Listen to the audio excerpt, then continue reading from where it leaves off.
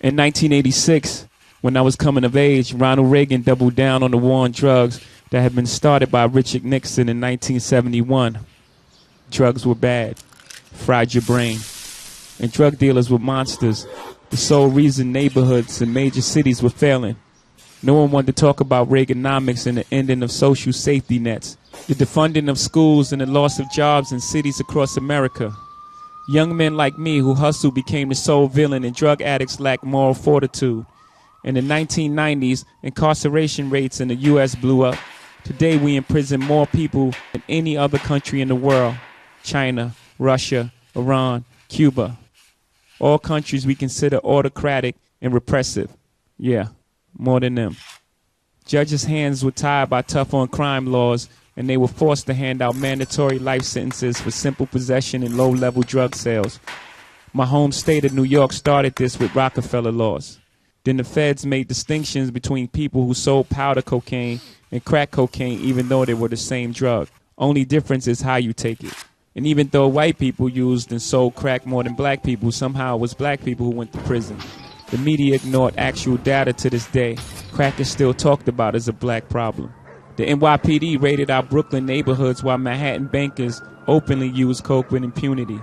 The war on drugs exploded the U.S. prison population, disproportionately locking away black and Latinos.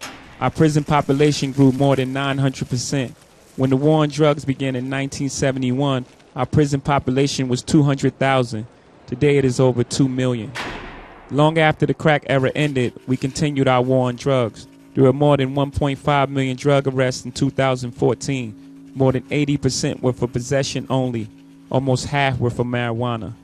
People are finally talking about treating addiction to harder drugs as a health crisis. But there's no compassionate language about drug dealers.